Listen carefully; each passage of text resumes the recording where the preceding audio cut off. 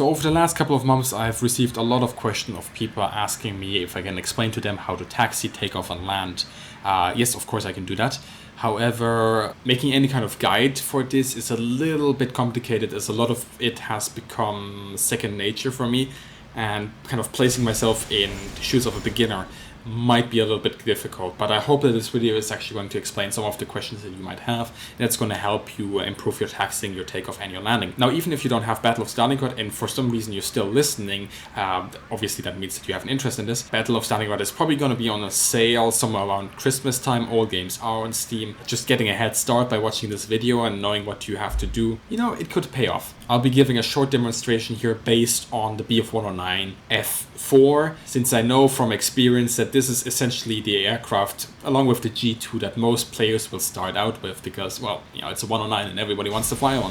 What I'm going to teach you here is essentially helpful for any kind of tail dragger that we have in the game. However, it's especially focused on the 109s, with the exception of the E7, the 109 E7, since you will have to manually operate your radiators there, just open them up essentially. There are a few changes when it comes to the Russian aircraft, but overall what you see here is going to carry over to some degree along those aircrafts as well. Now, before we get started, however, do yourself a favor and set up your keys properly. Just take 10 minutes of your life and do it properly once, so you don't have to do it ever again. And I'm going to put the relevant keys that you need to change or that you need to adjust up now. Make sure you pause this, take a screenshot and do it in your own time, because we're going to start rolling really fast here.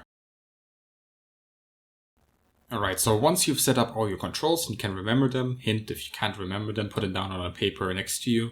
I actually did that as well when I started out playing. It helps a lot.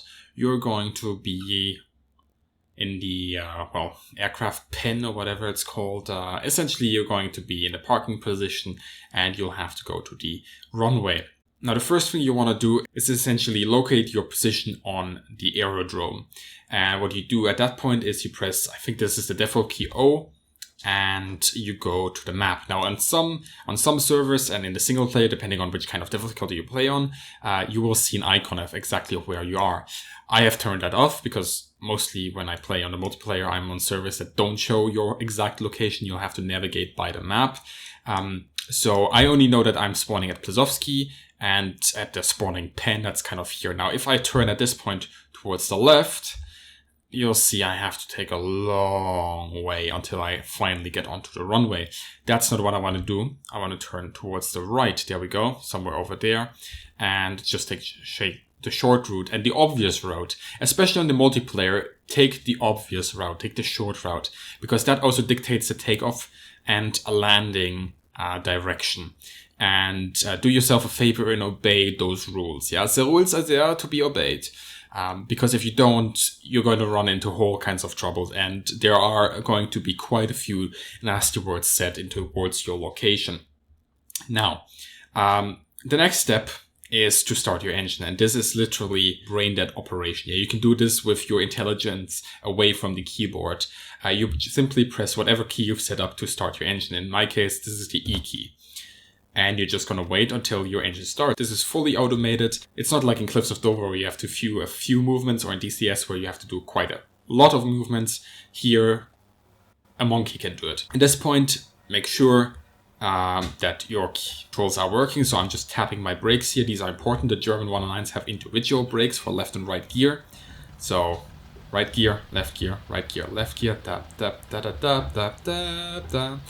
And you also want to make sure that your rudder is working. There we go. Awesome sauce. And we are ready for taxi. Do not, and I do stress this, okay? And this is not because I'm German, I want to be pedantic and I want to tell you to obey the rules, which, trust me, I do. But this is literally for you. Obey taxiing protocols. And what I mean with taxiing protocols is, you know, let people that you see on the taxiway next to you that are already driving off, let them pass first, okay? And don't just slam the throttle forward and try to take off somewhere in that direction over there, desperately trying to keep your plane steady. Because while that worked in the past, sometimes the developers, the way the gear now works and the way it works on rough terrain has changed tremendously and usually ends up in disaster, especially if you're somebody who's completely new to Battle of Stalingrad. How do you do this? Now, there's a couple of ways to do this, the fast way and the slow and ponderous way. I'm going to show you the kind of slow and controlled way, simply because as a new player, obviously that's the best thing for you. Now, a lot of the veteran pilots might say, you don't actually have to go through all these steps, and that is true. However, for new pilots, this is how you should be doing it. And then as you improve, you will naturally learn how, to do these things a little bit faster. But we're teaching you guys here. So if you don't understand that concept, you can go off to the eastern front. So what are you going to be doing? Now, you can already see that my rudder is deflecting all the way towards the right, but nothing is really happening. This is because there's hardly any airflow over the fuselage. And you need airflow in order to have anything happen really to your aircraft. So speed is good, you just don't want to have too much speed because then you lose control. Alright, so I'm going to just kind of keep the rudder deflection here, that's fine. But we're going to throttle up slowly to 50, and then we're going to throttle down to about 20. And I'm going to hit the right brakes, and you can see plane slowly goes right, but it doesn't really want to all that much. We'll probably be able to make this turn, and maybe even if I throttle up, it's going to be pretty easy, but I'm just going to try. Can I do it? Yeah, it's going to be close. I can probably do it. Yeah. Alright, we managed to actually get our plane around. Okay, so this is the ideal circumstance where you don't really have to mess around with all too much. However, not every kind of parking pen is going to give you that much space, okay? In that point on time, depending on your skill, essentially, if that's a big word for what we're about to do at this point, giving more throttle, less throttle, braking differently, and so on is actually going to allow you to make a tighter turn. However, we're not at that point yet. So if you're ever in a situation, and this is especially important in the long run, where you have to make a very tight turn, but you just don't have the space, you have to unlock your tail wheel. Alright, so I've reset myself, and as you can see, I've just taxied up a little bit further, and we're now pretty much on the taxiway a little bit. And to the side of it. What you're going to have to do now to make that sharp turn to the right is unlock your tail wheel. And it's done like so. Once it's released, your 109 becomes extremely emotionally distressed. Yeah, it will react to every input you do exponentially. And if you don't treat her right, she might as well just break down on you. What you want to be doing now is very simple. By turning towards the right, as you turn the turn, you're actually going to once again lock the tail wheel. And you're going to do so before you're actually facing the direction you want to be going. You just want to have a little bit of more agility on the ground, really, to make that turn. So what we're going to do is we're going to throttle up, going to hit the brakes, the rudder, lock the tail wheel as we do the turn, and there we go.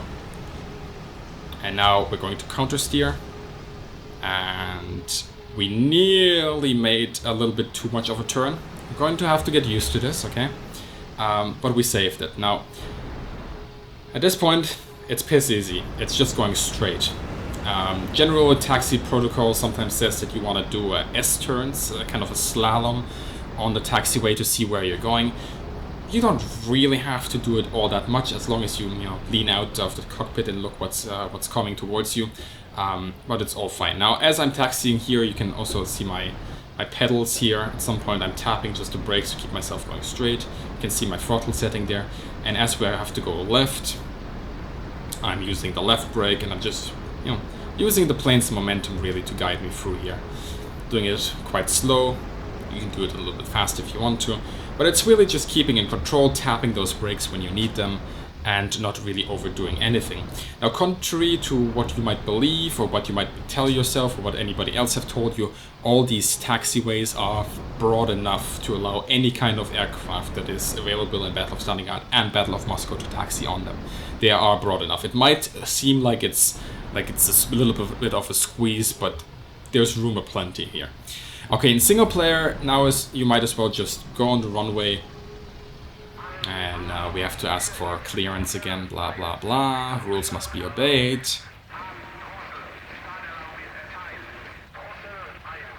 Dankeschön. In multiplayer, once again, doing yourself a favor, look towards where, you know, the people that are landing are coming from. Look towards the left to see if anybody's coming in from the other side. Look towards the right again, and make sure you do this. It's going to help you, it's going to help other people, and you know, there have been quite a few crashes on these runways because somebody didn't pay bloody attention. It's usually the guy on the ground. If somebody's on final, let him land first. You know, it's simple, really. So once you know that nobody's coming and that you're cleared for takeoff, you're going to start rolling up again onto the runway. We're just going to do that here, giving her a little bit of juice, using her momentum, and a little bit of brakes, a little bit of rudder, and she does it really, really easily towards the left here. Now, if you're in single player, what you should now do at this point is taxi down this runway at, let's say, between 20 to 30% of throttle, and just make a little bit of slalom. Get yourself used to steering your plane in a direction, okay? Do this once or twice, and essentially when you go down there, you make a 180-degree turn with the tail wheel unlocked, you come back, you do a 180-degree turn, you go back again, blah, blah, blah. You rinse and repeat, and you do that 5 or 6 times, then you allow yourself to take off. Obviously, when you're on the multiplayer, the last thing you want to be doing is occupy the runway by doing a slalom on it. So at this point, you just want to take off. You close the canopy. If you don't do this, it's going to fly off. That's not good, by the way. And you're going to start throttling up. Now, I'm just going to do it slowly here. Wait until she starts rolling. You'll have to give her a little bit of right rudder and maybe even the brakes. Now, I'm throttling her up slowly here, giving a little bit of rudder. And you can hit it all the way to 100% if you want to. Just a little bit of rudder. There's not much, as you can see. Just make sure that you do it nicely. Yeah, she doesn't like a bully. She is a bully. So treat her right. And once you're up, you retract your landing gear and you're in the sky. Well done. So I hope that you learned a little bit in this video, and if you have any kind of question of what you have to do in certain circumstances or if something is unclear, just put it down in the comment section. And next to myself, there are going to be a lot of experienced pilots and pilots that have way more experience than me as well that can help you there. And I'm also asking those people that if they are still watching, help out the new guys and, you know, give them a few pointers here and there. And yeah, if you like this video and you want to support the channel a little bit, make sure to share it with your friends or anybody that could use a little bit of help with their taxiing and the takeoff. And as always, have a great day, good hunting, and I'll see you in the sky.